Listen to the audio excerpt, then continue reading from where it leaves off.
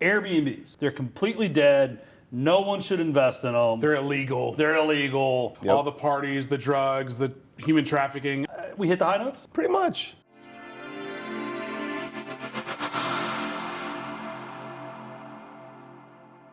Welcome back to Real Investing, where we talk about real investing for everyday investors.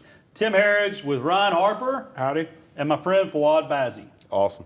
I said it, Bazzi. You did. We had an entire conversation earlier about. I'm just glad you dressed up. Say my name 10 times. That is dressed up for Fouad. Normally he's like in gym clothes. This is gym clothes. Well, dude, thanks for flying in. If you're watching the web show, you see we're in a new place. This is one of our satellite offices, I guess, for Ternus, headquarters kind of ish. But we have a cool view, and we wanted to do something different. So, man, thank you for coming in. Thanks so much for having me. This is super awesome. So you and I have known each other for a couple years now. Everybody knows you that I know, but Airbnbs. Yep.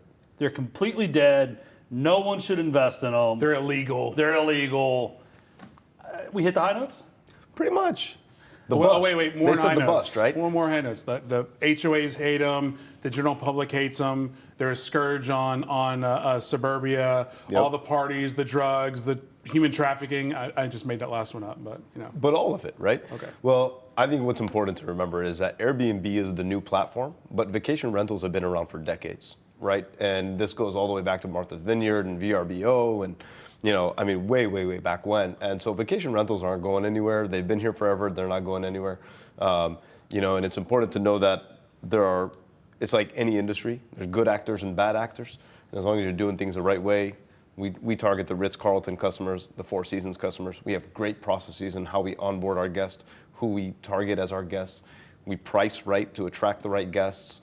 So all of those things happen. We have great relations with our neighbors. They understand who we are, what we do. We had a house under contract once, and we got out of that contract because as we were going through inspection period, I couldn't sell the neighbors on our concept, and I knew that our guests were going to have just a living nightmare there.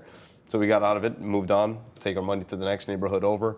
It was okay, right? So it's just about being smart, just like any business. We have our challenges. But you don't have relations with your neighbors. We don't have relations. We have relationships with our neighbors. That's actually a very fair point. So one thing, I think you brought up something that I resonate on is the fact that, short-term rentals is not new. It's a thing that's been going on. Airbnb is a platform that, in the grand scheme of things, is fairly new.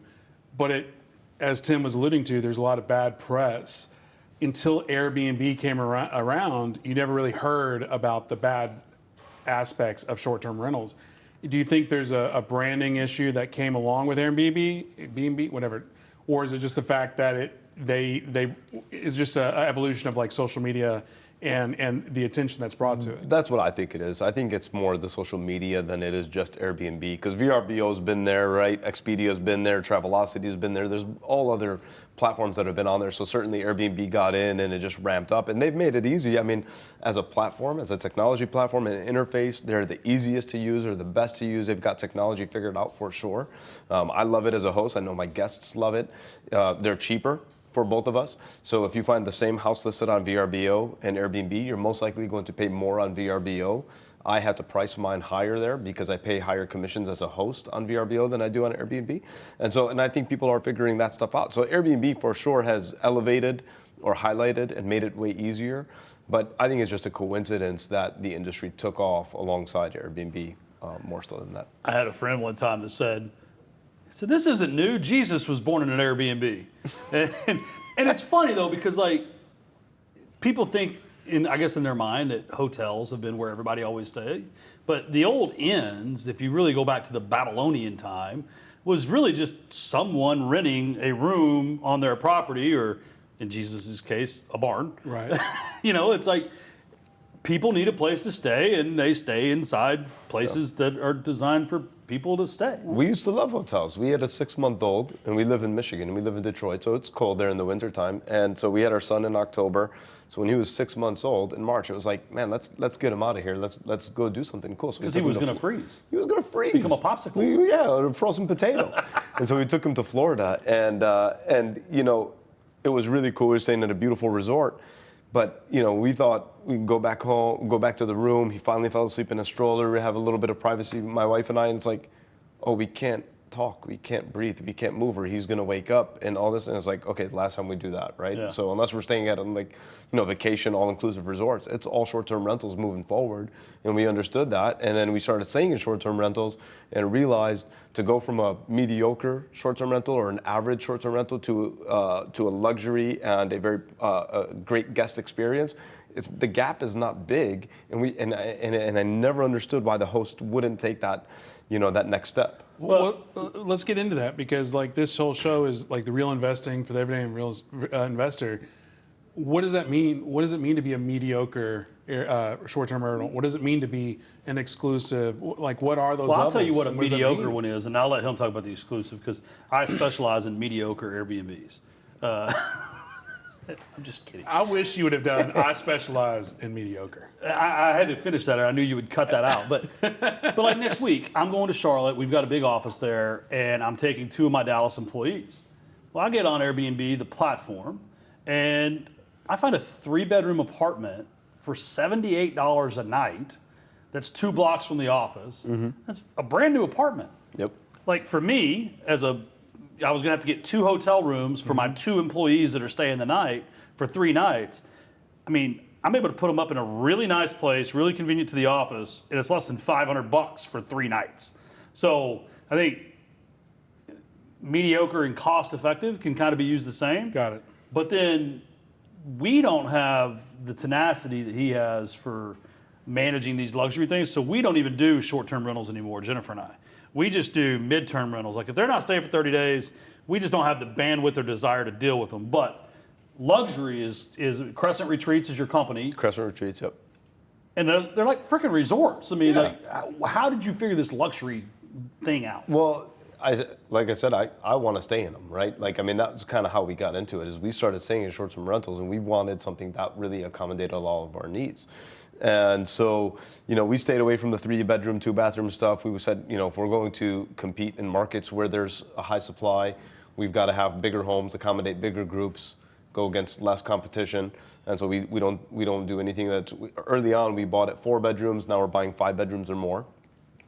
And, it would always drive me crazy. You walk in, you see the coffee maker, but you don't see any coffee, or you see the worst kind of coffee, quality coffee, right? Green Mountain. The most simple, the most simple upgrade is go get some local, freshly roasted coffee beans and get a whole bean grinder and put it in there and upcharge by $4 a night or $5 a night. Over the course of a 4-night stay, that's $20.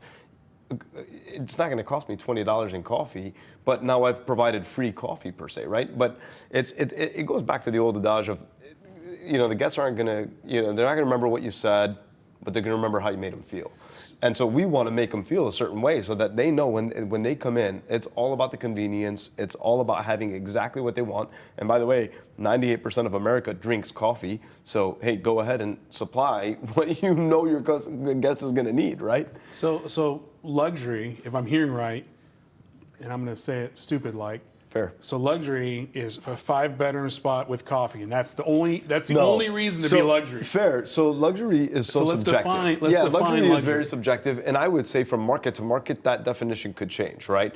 So obviously, for me, luxury is about differentiating yourself against the market and being in that upper 1% of what you see. And so a big part of that is just simple research. Just go on Airbnb as a guest, see what all the places are offering, and say, I got to offer that plus 1.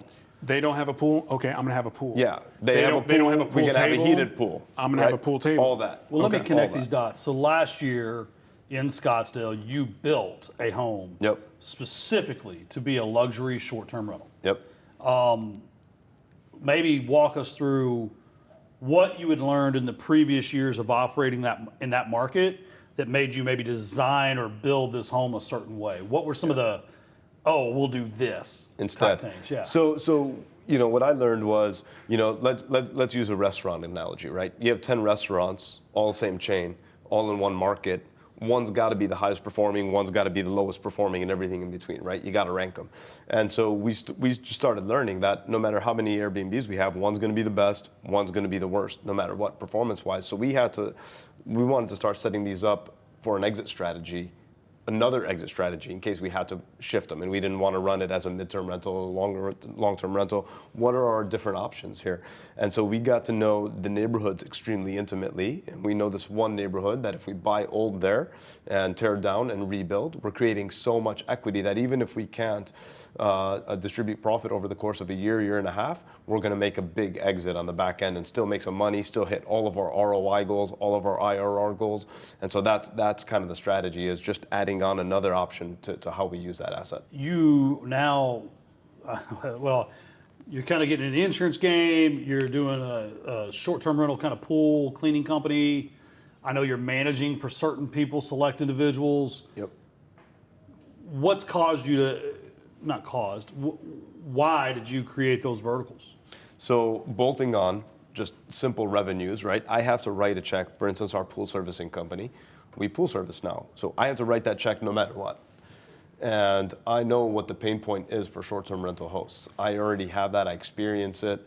And so I've got a great operating partner, certainly not the kind of company that I want to run or have the skill set to run or the desire to run or the detail orientation to run or any of that. But I'm a great marketer. I'm great at branding. I'm great at building relationships with property management companies that have portfolios and all of that.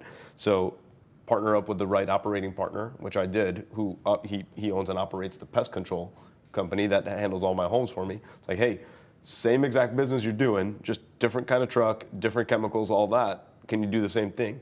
Yeah, we have the bandwidth. Cool, let's do this. I'll hit fulfillment. And oh, by the way, you've already got 2,000 homes that use service as well that we could start to market to. So we're doing that. It's another vertical for him. It's another vertical for me. The concierge service is simple. 63% of our bookings are bachelorette parties. 22% of them are golf parties. That's 85% of our bookings right there on two categories, right? Who's more messy, the golfers or the bachelorettes? The golfers. The golfers. Bachelorettes, you'd be so surprised. Like, we won't host a bachelor group. If you tell me you're coming in for a bachelor party, no thank you. Like, you're talking about finding empty or like glass beer bottles in the filter lines of our swimming pools, right? Like no thank you. Men are absolutely wild. But women, they'll have fun. You might see things on your Ring doorbell camera that you wish you didn't see, but or maybe you like to see, or depending on taste. But they keep your place clean. They clean them up when they're done. They're very respectful. Do things happen? Yeah, things happen. Things break. All that. But again, we're priced at a point where we attract a guest that's very adherent to rules, policies, neighborhood restrictions, all of that. So in the evolution, one of the things, like in single family, it's like you start out as a wholesaler, then you become a flipper, and the end game is you want to be a lender. Where do you think like the short-term rental game fits in that spectrum, if at all? Yeah. Does that make sense? Yeah, it does make sense. I mean, so for me, it's still the real estate investor, right? I mean, so we want to make sure that what we're buying is going to either appreciate or B, we're going to be able to make a good exit on it. The cash So on it's asset first. 100%. Cash on cash return. If you go to Instagram University, I always talk about that. The cash on cash return. Where every expert loves to talk ever about. is they're always making money. Those guys were investing during COVID and COVID only, right? Like, airplanes were shut down. You couldn't get to the Bahamas. You couldn't get to Jamaica. You couldn't get to the places that people have historically always wanted to vacation to. So people were buying in Broken Bow, Oklahoma, and all these places, right? But then as soon as all the airlines opened back up, vacations opened back up, people have told us for decades the top 3 reasons they travel: ocean, mountains, and camping. I mean, this is the thing, right? So it's like, I don't need to do my own R&D. I'm going to follow the people that have the data, and that's what it is. So we cater to that. We stay true to being what we are, which is just real estate investors. Follow that game plan. I think there's a strong lesson there, and it's a lesson that Tim and I have talked about for at least 13 years, which is if you have a mentor or a coach who's telling you exactly how to do a thing, how they personally had success at it, and you are new to it, don't try to put your own spin to it. 100%. Just copy what the other person is doing, and then once you become an expert, if you want to split test and dabble, by God, do it. Yeah. But if you're new, just follow the expert and just copy them. So I get questions all the time. People see our properties, they're beautiful. Man, who'd you hire as your as your interior decorator? It's like, just some rookie, some new person that has discount on furnishings. They're like, what do you mean? It's like, it's not hard. You just go to the ritzcarlton.com and you go to the location in Scottsdale and Phoenix, and you see how they decorated their places, and it's like, that's how you decorate them right there. They did all the homework for you. I don't need you to be a brainiac. I just need you to make it look like that, because I know they know what the people that are visiting Scottsdale. Because if you look at it, you know, the Ritz-Carlton in Scottsdale looks a little different than the one in Chicago. Looks a little different than the one in New York, right? They understand why people are visiting there and what they want it to look like, and so just copycat. I think there's another lesson there, which is obviously we're talking about copying, but you know, in real estate, it's all about comps, like to like. If the color of the interior walls are eggshell, Jesus, not again. I know. Anyway, but no, you just do what the network No or doubt. what the market says. And I mean, the reason I'm bringing it up, because it's a aha moment right now for me, is why not do that for the interior as well for an Airbnb? So if you're trying to match the 123 Main Street Airbnb and they have all these types of furnishings, just do the same thing. Well, and then Right? I even thought about this. You just said it. Like, you want to do a concierge service, stop at the Ritz concierge and see what all trips and packages they're offering. Right. Yep. Because that tells you exactly what every guest is asking for, right? Yep, exactly. That's a huge tip right there. Yeah, and I don't even do it. Yeah. I just heard him say But it. I think that again, and I know this is so simple in concept, but it's such a, to me, even right now, it's like just there's always something out there. Just copy it. You Yep. don't always have to invent the new thing. Just copy somebody else. 100%. But some things you did are new, and at least from what I've heard in the industry. And we were talking one time. You were like, I don't know if you still do it, but you were like, yeah, I like to FaceTime the guest when they get there and make sure that they got in on time. And I'm like, Well, no. I did that. So, I don't FaceTime them. What I do is, as soon as we get a booking, I shoot a quick recording. Takes 10 seconds. Hey, thank you. So, you know, hey Tim, thanks so much for your booking. Appreciate your trust. Thanks so much for finding us. Can't wait to host you. You chose this house. Here's what I love about this house. FYI, here's what to expect. You're going to get this message from my team. If you have any questions, this is my personal cell phone number. Let me know.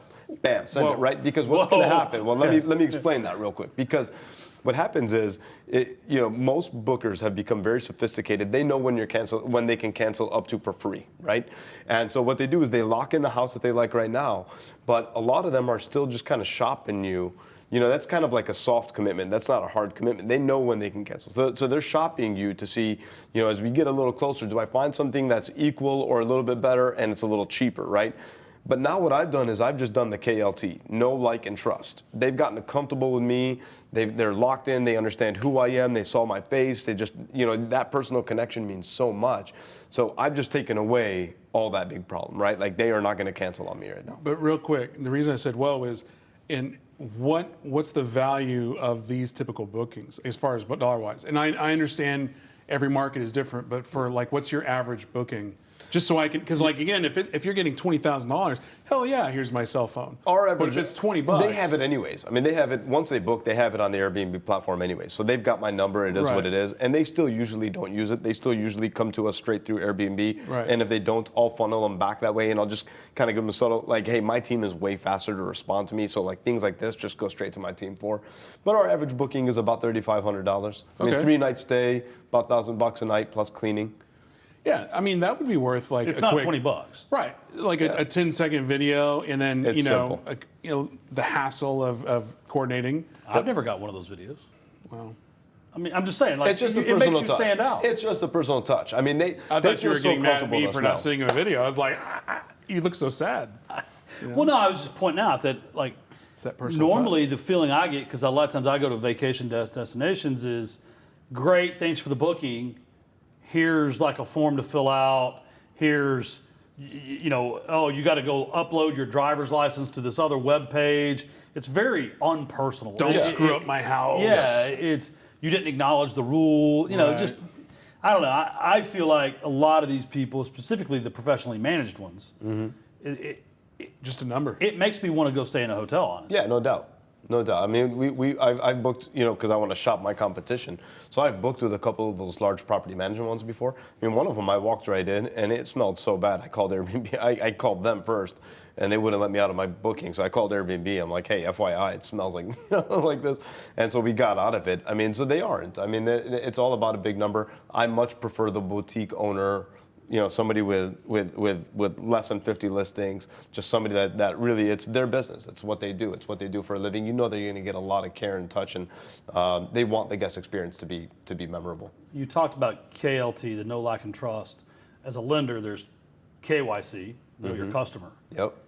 You've talked to me before about some of the things you do to kind of sniff out if there's going to be a rule breaker or a partier, or if they're really there to run sex trade or whatever. Like, maybe you could give a couple tips on how maybe there's an Airbnb operator out there that could learn how to sniff out if you've got kind of trouble on the line. Yeah, so the first things we're doing is we're just, if it's in Airbnb, which more than 80% of our bookings they are through Airbnb, we're able to see what their background is on Airbnb, what's their review status and all of that, right?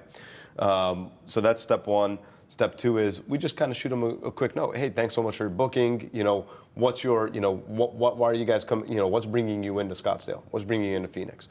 And so we kind of get to know that. And then my team runs through a social media kind of like, I call it a stalking phase. So we just go on to Instagram, Facebook, and especially LinkedIn. I love LinkedIn. If I see an active LinkedIn profile with one of my bookers, I mean, you just feel so much more comfortable. It's somebody that obviously cares about their reputation in general, right? Again, doesn't make them perfect guests. They might still break things. Things might happen, and you have to kind of troubleshoot, but you know who you have.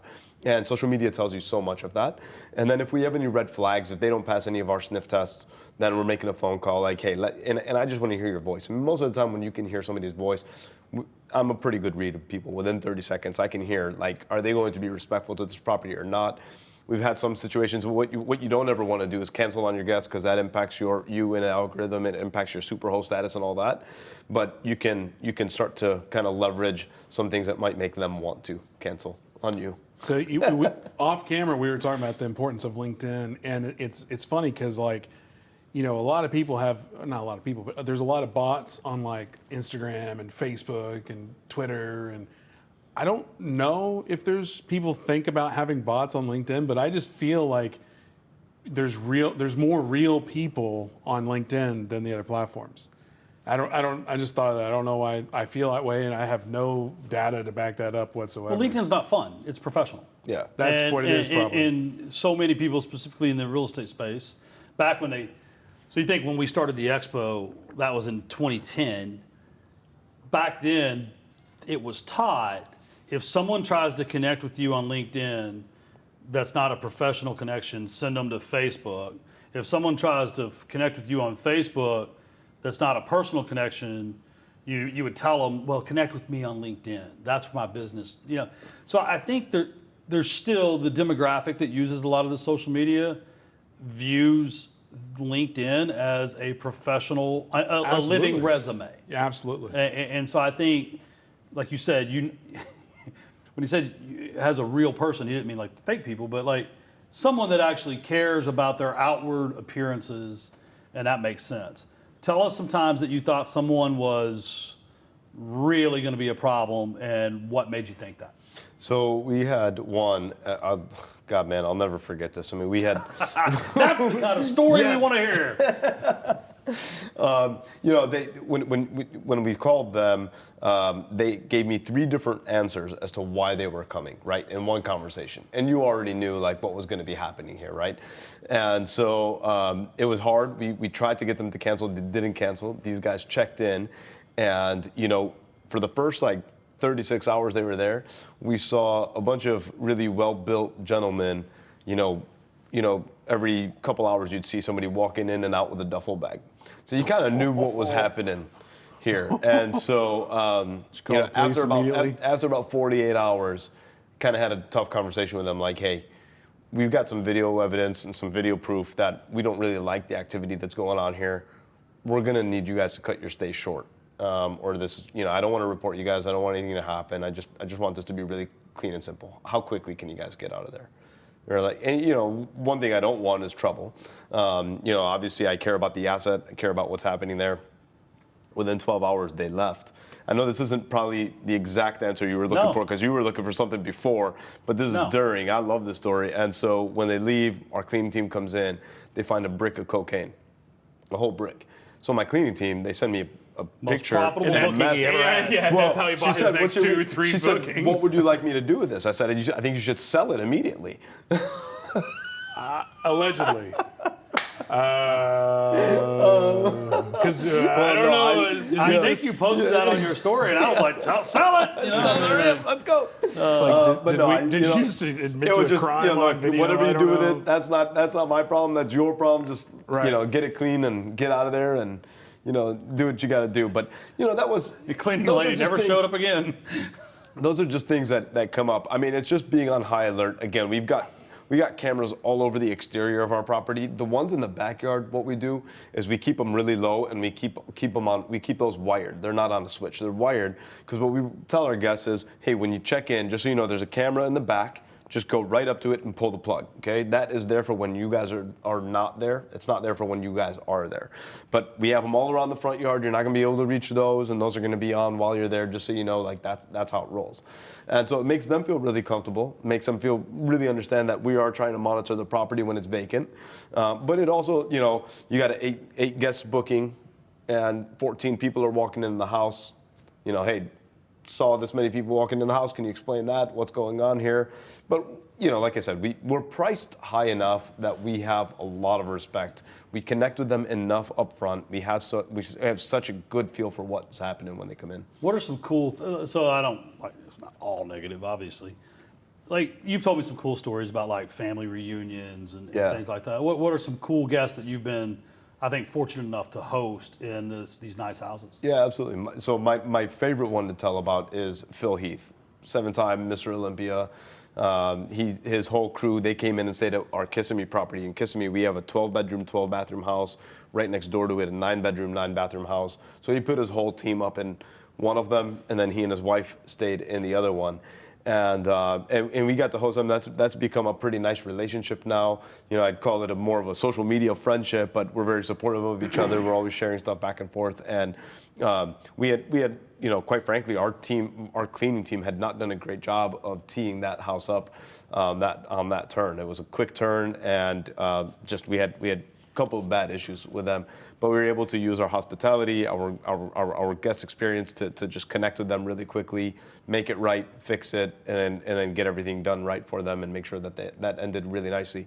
That was a great one. Maintain the relationship. Yeah, absolutely. That was a great one. We've hosted so many different weddings. Grant Cardone's chief operating officer had a little mastermind at one of our houses. I can't even remember the guy's name now. But that was really neat. I mean, just being able to host events like that and give back to the real estate community is something that I really care about. And everything in between. I mean, even us, we've got a portfolio of them in Phoenix, so we were able to go out there, our family, and we had our parents in one, other parents in the other one, siblings in one, and my family in one. And Did you screen them? I didn't screen them. They wouldn't let me. One thing I'm hearing, and again, I don't dabble in the short-term rental game, but I do know this guy right here. And if he's doing it, it's because there's a hassle-free element to it. There's a mailbox money element to it. And that's not a disrespect jab. It's just the reality. I like money and I don't like to work. So exactly. But what you're describing is a much more, at least what I'm hearing, is a much more hands-on approach. But you're also getting paid for that hands-on approach. Yeah. So is that fair to assume? It's fair. What I will tell you is most of it is automated. 95% of our guest communication is now handled by my team in the Philippines. So I only get involved if there's something that needs to be troubleshooting, like guest related or something's broken, or even that most of the time I don't have to get involved. So it's like a bad guest or a private event, wedding, mastermind, something like that, where we got to put some planning, or an A-list player, I'll put my hands on it. But 95% of it's handled by them. And I'm glad we're addressing this because, like, if I was listening to this, I'd be like, I'm out. I love the idea of $3,500 a night or 2 nights or whatever it is, but like, that's a lot of work. But if you have the right team in place with your VAs or automated systems, well, I mean, that's a doable thing that any investor can get into. I've had VAs from day one, right? But what I wouldn't give them was my guest communication. And I micromanaged that. I said, there's no way they can do it as better than me. And by the way, they still can't. I mean, I know how good I am at that part of it. But I also got to a point, because I hang around with gentlemen like Tim, that really helped me understand the value of my time. Right. And I got to a point where I understood, okay, that's one of those things where like 90% of as good as me is good enough, right? Like on most of the communication. For routine. Yeah, for routine stuff, right? And so I remember for the first year and a half that I was doing this, it was just like my phone was glued in my hand because if we get a guest message, I've got to respond. So we're in Disney World and I'm pushing my kids, my daughter in the stroller with one hand and I'm responding to messages in the other hand. And that's not a way to enjoy Disney World. So last year in March, March of 2023, it was Friday, and we were leaving on Monday to Mexico, and I'm 3 days away, and I'm thinking I'm gonna be in the ocean, I'm gonna be in a pool with my kids, having a blast, and they're gonna be in the moment with me, and my head's gonna be like, what's happening on my phone right now, and I can't have that. So I got my VAs on a virtual call. I said, hey guys, you ready for guest communication? They're like, yeah, sure. When do you want us to take it over? I'm like, now. You ready? So I put them on a screen share with me. Open up message one. That was a question. Here's the answer. Any questions? Nope. Next message. Here's the question. Here's the answer. Any questions? Nope. And we did this for like 3 hours. Trained them really good. Went to Mexico. And every like 3 or 4 hours while we were in Mexico, I would pull up my phone just to like quickly read through and see how they were doing. They were doing good enough. And that's all I need. That's honestly, it's all I needed. I was in one of my masterminds last week, and I've had VAs for years in this company and the previous company. So I think if you're a real estate investor and you don't utilize VAs in some form capacity, you're missing out on how to leverage your time. But even having experience with VAs, struggle with that limited mindset of, oh, they can't do this, they can't do this, they can't do this. And I was challenged last week of, well, your problem is you just haven't gone through enough VAs. Yeah. So like literally, you can't one and done. Okay, they can't do it. You got to keep cycling through VAs until you find that dime in the rough that can do exactly what you're wanting to do. Even before we started this, we were talking about the labor issues in the restaurant space, right? And so right here in America, in every industry, we're having labor issues. Everybody here complains about it, but you don't stop what you're doing. You don't close your business because you're having labor issues. It means you have to replace somebody, you have to get better, you have to, and it's no different in that. But when you find the right ones, they're grateful, they're accountable, they want to learn, they really want the opportunity, you're supporting their family, and they're great at what they do. But I think there's a difference, at least in my mindset, of the local hire for Starbucks or the restaurant here, and then having this limited mindset belief of, oh, they can't do that. Sure. And I think that's what, at least with me, that's what I struggle with, is like, oh, well, there's 0 people in the 100 million people in Philippines that can do this job. And that's a limited mindset. I'm going to look straight at the camera when I say this one, because I think this is important. It's, if you do have that limiting belief where you think that the VAs are not the right opportunity for you, most of the time what I hear is, well, I wouldn't know how to train them. I wouldn't know how to onboard them. And here's the truth. Just figure it out, because they average between $3 and $5 an hour if you hire the right ones, and you can start slow with them and then raise them up as you go in wage. But if you can start between $3 and $5 an hour and you commit to them for 90 days, you're going to know pretty quickly if they're the right one or not. And that's a very low expense as a trial to see, can this work or can this not? Share your screen, record your screen, everything you do, share it with them, and I promise you, they will surprise you if you hire the right one. It's the spend 10 hours to save 100 hours. Well, you said something, people say that they can't do it. I find, in my experience, if a VA can't do something, it means you couldn't teach it. Exactly. Because the Starbucks person that shows up, a lot of them are idiots. But even after they're trained, honestly, love you, Starbucks. But what happens is they show up and they get trained. They spend a week getting trained, walking around, following someone, making the coffee. And the entrepreneurs out there, the problem is, I want to show you something one time and then expect you to be as good at me as it. Yes, And it just doesn't work that way. 100%. We've got VAs right now at Ternus, 8 of them, that are underwriting files, reviewing bank statements, adding value to my US-based team. And so it's all in, if you're not committed to training them and having a system that's duplicable, then it's going to be on you, and a VA may not be successful till you fix yourself. That's exactly right. But back to something you said earlier, because you actually texted me before you went to Mexico last year. And you were like, I did it, bro. I gave up guest communication. Like, you were It was a big deal. Like, was a people huge don't thing. That understand. was a genuine smile just then, too. It I mean, people don't understand. It was huge because for a year of being in the boardroom mastermind with this guy, we all pushed him hard. Like, Yeah. Fouad, this is not what you got in this business for. You got to stop it. You stop telling yourself they can't do it. You can't let it go. And so, like, when he let that go, I remember, like, he was happy. Like, it was big. It was hard. But look how good it feels over a year later. Yeah. Well, I got to tell you, and you know, I don't want to say this to you, but I think it's really important. Everybody in the boardroom mastermind is doing things at a very elite level. You don't write that check to get into that group without doing things at a really high level. But there's always, like in any room, there's like 5 people that, like, they're the top ones that you take advice from. And I just want you to know how important your mentorship and your friendship has been to me, because you've probably pushed me as much as anybody, as far as anybody, you know? And you know what's nostalgic about that, by the way, is right there, that tall building that we can see right through this window. I live in Detroit, we're here in Dallas, that Comerica building. So at 38 years old, I left my corporate career at Comerica. And one of my I led a national team. One of my teams was right there in that building, and I used to come here and spend all this time. When I left, this is not where I thought I would be 4 years later. So, like, this is super nostalgic. I want you, 6 years later, I just want you to know that. Well, thank you. But you actually just brought up another thing I wanted to hit on before we run out of time. A couple months ago on your Instagram account, which, by the way, if you're listening and you don't follow Fouad, he's a great follow on Instagram, because you don't just share Airbnb stuff. You share business stuff, family stuff. His shirt, if you're listening, not watching, it says health, peace, love, travel. And Fouad really believes that those are kind of like the 4 pillars of being having a happy life. But you talked about, I'm going to say it wrong, I'll just say it, my takeaway.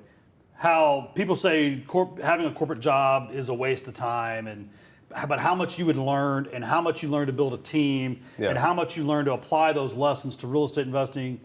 Could you maybe talk a little bit, because a lot of the investors out there never went to college, never worked in the corporate, and they don't know what they're missing, because corporate America, higher education will teach you things. And you made a post recently, I don't remember what it was, but about the lessons you would learn and how it sets you up for this. Yeah, I'll tell you what, I always talk about the pie chart. So at Comerica, we had this pie chart that we would get every month. The company would send us, and it would say, this is how we've paid you so far year to date.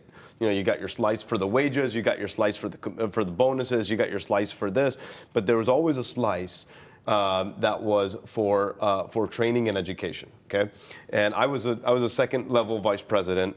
There were 3 levels of vice presidents. Actually, I was a 3rd level. Now that I say that out loud, I was a grade 37. I'll never forget that. So I was a 3rd level vice president. So grade 37. A grade 37, and so I had probably even more leadership and sales training than the common, right there. But so that pie was always pretty big, and I always looked at this while I was employed there as this, like, overinflated thing that they did to make us feel good as employees. So when I left corporate, and my wife had scaled her law firm to $10 million in revenue annually, but her and her partners were talking to me about their problem, and their biggest problem was people. They had 3 turnovers a week. They had 50 employees. They had built this thing as an enterprise, but they were attorneys. I mean, at their core, they didn't go through corporate. They didn't learn all this stuff, so they couldn't figure out why they had so high of a turnover. So I got in there. I assessed everything for them. I was like, guys, you don't have vision, mission, values, which, I'm not talking about your, like, wallpaper vision, mission, values. I'm talking about nobody here knows why the hell they are here. Nobody understands. They know their task and they do their task. They don't understand how it flows through the pipeline to affect everything. You haven't done a performance evaluation in 3 years. Nobody's gotten a raise in 3 years.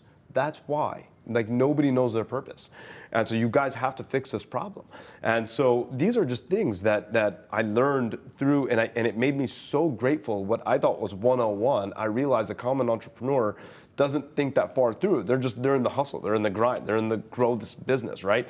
And so it really made me super grateful for my corporate days and what I had learned and taken from it. So for all the social media stuff that I say, hurry up and get the hell out of corporate as fast as you can.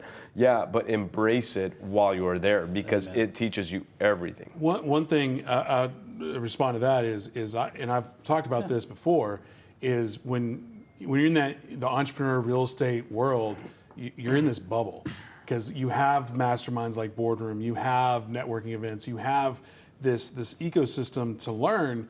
But it's almost like going to Chamber of Commerce events or seeking like an MBA program or continuing education outside the bubble is just not a thing.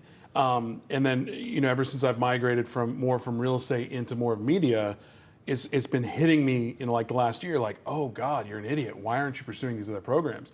So I've been like a wild, crazy man, just trying to attract or go after these different programs that like taking a City Hall 101 course for the city of Frisco, or trying to pursue a leadership training with one of the Commerce, or pursuing an MBA at SMU. And I would challenge real estate investors to do the same, because if you stay in that bubble, you are going to learn a lot in those masterminds. But like what you just said, that lesson that you learned at Comerica, you're probably not going to get that at a real estate 100%. mastermind. 100%. Yeah. Well, it goes beyond that, because even what you just said, like City Council 101, real estate investors love to go bitch and moan, yeah. about the short-term rental regulations or the HOAs and all But that. they don't pursue how the sausage is made. They don't Yeah. go to the meetings. Like, you want the city council to vote on your side? Guess what? You got to get involved in elections. You need to go stump for them. You need to donate to their campaigns. You may not like it. I don't give a shit. That's how it works. Do you even know their names? I donate to every city councilman in my hometown. And guess what? Whoever replaces them will get donations. Because at the end of the day, when I walk in the door, I don't get favors, but they know who I am. They'll at least listen to your I am complaints and active conversations. and involved in the Yeah. community. I care about our community. I show up to city council meetings not to complain even, but to comment in support of things. The Historic Preservation Advisory Board in Rockwall was my nemesis at first. And then I realized I went about it wrong. I showed up when I needed something, not when they needed something. So I started showing up in support of other things against, because so many times the only people that show up are the people opposed to it, right? You may have 30 neighbors on your street, 25 that don't care about your short-term rental, and 5 that want you out of business. 100%. And the key is you got to get to know those other 25. Yep. Because they will support you if you're a good neighbor and a good friend, but you can't ask Yeah. for their help once you need it. And this is obviously one of the hottest topics in the short-term rental spaces. Are you afraid of ordinances? That's why we've built in the opportunities to exit and build equity and appreciation and all of that, right? But more importantly, I say is, you hear somebody like, oh yeah, I found this market. They don't have any regulation around this, and so we're going to get in there because then we'll be grandfathered in. I'm like, oh no, you shouldn't do that, because if they don't have it, they don't have to grandfather you in if they do institute regulation, right? So conversely to that, what I say is get into a market that has ordinances, thick ordinances, mature ordinances. This is not new for them. Their ordinances are years and years old. So you know that their economy is built on it. You know that they're amenable to it. You know that they like it. They're reliable to it or on it. And reliable for it anyways. But what I say is go to regulation, because if you're a good landlord, then guess what? If the bad landlords are the ones that are going to get weeded out, the good ones, the ones that are abiding by the regulation and the ordinances and being really good and building relationships, not relations, with their neighbors, you're going to withstand. You're going to be good, right? And so don't, again, like just in the whole copycat, we were talking about copycats earlier, and don't be innovative. Follow the ordinances. If they already have them and you know they like them, just go to Real it. quick, and I'm done. So effective July 1st, Rockwall now regulates short-term rentals. Before they were unregulated. Just so happened there was a couple bad actors that were having like parties in neighborhoods, which I don't believe in, right? And it got a group of 10 or 15 homeowners up in a roar, and that's how regulations start. At the time, the mayor of Rockwall, he said this in public record, so I can say it, was living in one of mine and Jennifer's short-term rentals because he had had a flood. And he was living in it, and he even said on one of the testimonies, he's like, what, am I bad? Am I bad because I want my family not to have to live in a hotel? He's like, we just need to be common sense about it. So I went to the meeting and emailed all the city council members a letter of support for regulation and recommended that they model it after the city of San Antonio's. because the city of San Antonio is the only major city that has won every lawsuit thrown at them by bad operators, in essence. Because there's a permit, there's inspections, you have to register, there's rules, and there's density restrictions and things like that. And so it was funny, after I went and spoke at that meeting, several of the city council members reached out to me privately and individually and said, thank you for presenting the San Antonio stuff. We're going to look into that. Yeah. And that's what ended up getting voted in. I think the lesson there is, and again, I've been adjacent to real estate long enough that I've known, typically with real estate investors, they're so myopic in vision of get the house, sell the house, get the house, make money, sell the house. If you want to be a professional real estate investor, be a professional. A professional is involved in city council. A professional is doing research on things like San Antonio. A professional is helping guide regulations of your industry. But I think, again, typical real estate investors, at least on the starting side or the smaller side, they're so used to being that myopic vision and being so closed viewed and not think about being a professional. So my takeaway with the conversation we've had today is, if you want to be a professional investor, do professional things. Yeah. No doubt. No doubt. So in the 4 years you've been doing short-term rentals? No, almost 3. November will be 3 years. So in the 3 years, you started post-COVID. Yep. So we started during COVID. November 21 was our first guest that on Thanksgiving. Oh, well, to me week. that's post-COVID, because in Texas, COVID only lasted like 3 weeks. we were good by the time June rolled around. We were kind of like, That was yeah, awesome. Everything's bigger in Texas. we are good. That thing is in California and New York. It still existed on the airplanes. We had no say over that. Right. Actually, we did. That's why we created JSX. Amazing. No, so you started out, just so everybody listening, we're not saying to try to jump to where you are 3 years and $20 million worth of assets later. Yep. You started out with one house in Southern California to take care of your daughter because you had to go take care of some family stuff there frequently. Yep. You liked it. Yep. You saw a sister market in Scottsdale, you liked it. You got another. You're not made of money. You got a couple family members and partners that wanted to invest with you when they heard what you were doing. You got a couple more. You did everything. Then you started building systems. Then you got some VAs. Then you still did way too much. Yep. Then you got bigger. Then you started building. And now where you're at, Yep. it's not hands off in any way, but you did it, taught it, trained it, did it, taught it, trained it, did it, taught it, trained it, and now you're up here. So number one, that's an important lesson because you got that skill really from your time at corporate. But I would like to know, like, what's next? Where is Crescent Retreats going? Yeah, so we're going to continue to build. We're going to continue to, the goal has always been get to $52 million houses. I mean, the goal for me on the real estate side is $100 million in value, right? So $52 million doors. I talked to plenty of people that say, I want 1,000 doors. I'm like, God bless you. That means you have 1,000 air conditioners and 1,000 refrigerators. And I don't want to have my hands on any of that.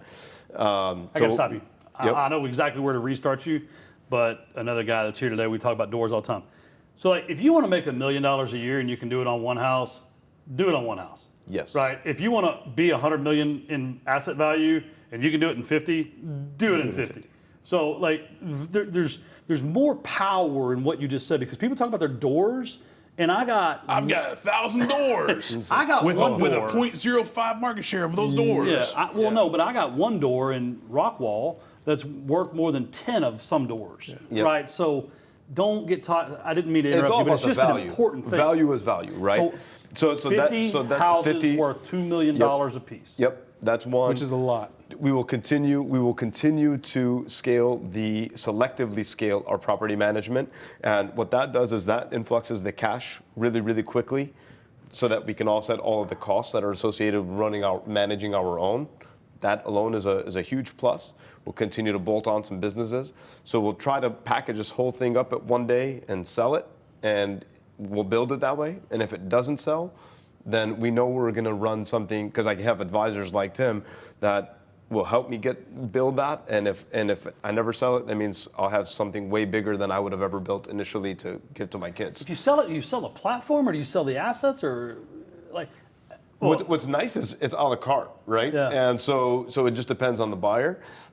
So I think for me, it's really just being able to sell the entire revenue stream. So whatever the revenue stream can sell for, we're in good shape. What's your number there. today? Today, To sell. That's it. I'm saying Yeah. if somebody's watching, basically what I'm saying is if somebody's watching this on YouTube and they're like, I'd buy that, what is our cut? Today, For the referral fee. Give you guys 10%. I would say it's Hell probably yeah. $5 million, which may even be inflated. But for me, it's just not ready to sell yet Yeah. because I know where I can take this thing. Well, like, look, I've already had offers of people wanting to buy into the Ternus cap table, and we're 7 months old. Yeah. And you're like, my number's 100 million. They're like, yeah, you're not worth that at all. I'm like, to you. Yep. Yeah, but you To know where you. you're going. You know Yeah, where you're like- driving. You know like- where I know that. You know the journey is the fun part, not the destination, right? And so for me, I'm all in on this ride. I've recently started Learn with Foo, which is my consulting, and I've been doing a great job in consulting people, helping people scale their portfolio, grow their portfolio, find the problems in their portfolio, and What'd that's you call been it? Win a Foo? Learn with Foo. Learn with Foo. Fouad, just call it shorter because nobody can say Fouad. So Learn with Foo. And so I've been helping them scale their short-term rental portfolios. So, but- and my point in that is, as I help people exit corporate, get into the short-term rental space, some of them don't actually want to manage the short-term rental that they buy. And so that is my funnel, right? I've already done my due diligence on you. I know who you are. I got that thing set up exactly how I want it. Oh, now you need a manager? Cool, I'll take care of that for you too. So that's what you would sell, not the assets. Because you said 5 million, I'm like, but you just said 50 I'd sell million. everything but the assets. Okay, because Yep. I was gonna say, because 50 times 2 is 100 million, Yep. and if you're gonna sell for 5, I'll go find 5 million to buy $100 Oh yeah, million no, all day. not the assets. No, Yeah. we're good there. Just to clarify. Yeah, that was not a fire sale offer. I was gonna say, like, I'll go find 5 million today to get 95 million dollars. I do. We've got a little bit of time left. You ventured into Florida. Yep. Hate it. Hate it. You're leaving it. Yep. Well, Do you and still have Southern California? Southern California we sold because they turned, we were talking about ordinances. They're one of the ones that went from ordinances to change ordinances and nobody's grandfathered in. And we changed the kind of house that can short-term rent, and our house can't because we didn't have an ADU. You have to have an ADU. We didn't have room on our property to build one. So, yeah, I mean, that's how quickly a government can turn on you. And so, I mean, it was fine. We sold, and again, because of our model, because we know how to make decisions in buying, we still did fine. We made, we had that for a year and a half. We made about $150,000 in gross revenue, about $60,000 net profit on that while we ran it, and then we made another $170,000 on the exit a year and a half later. So it was fine. I mean, we did, fine, knock on 300 wood. grand. Yeah. Knock on wood. We were happy about that. But even getting to Florida, it's not so much that I hate the market because it obviously works and there's plenty of great players there. But what I hate is being diversified in markets. So initially when I got into the space, I thought 5 here, 5 here, 5 here, 5 here.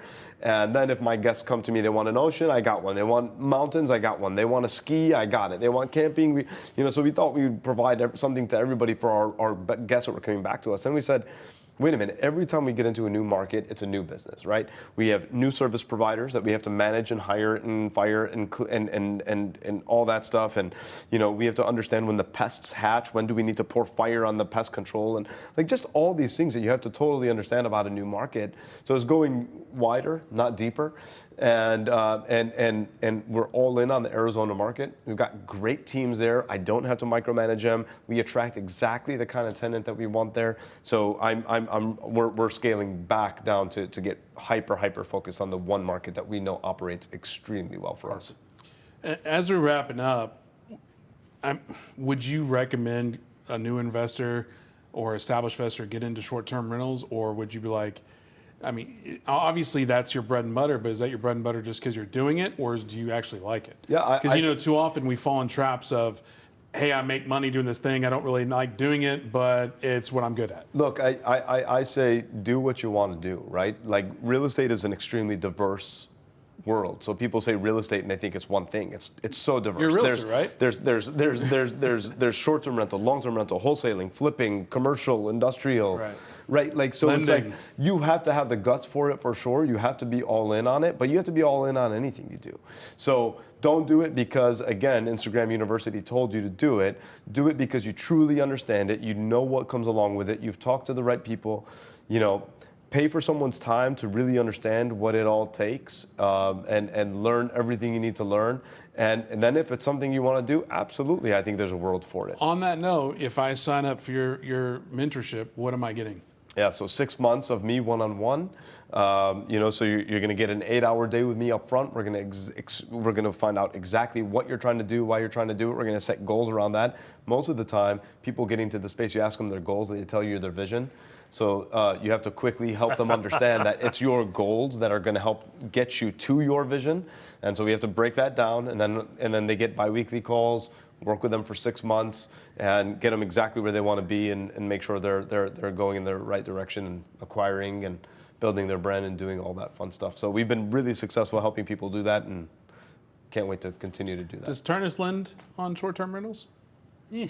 I was trying to give you a layup, but that didn't work. You know, yes, we do. Not like, I'd much rather loan on a stabilized short-term rental than one that you're. So I make all my credit decisions based off of my experience, and a lot of times someone comes. I'd loan on his short-term rentals, but a lot of people come to me and they say, "Oh, I may rent it out. I may make it a short-term rental. Got I it. may flip it." And it's like, man. But if they came in with a business plan specifically for that, you'd Yeah, be I've like, got "Oh, this okay." one down the street, and I'm going to do the same thing with this one, and I'm going to refi it here with you guys. Like, I mean, It's a case by case.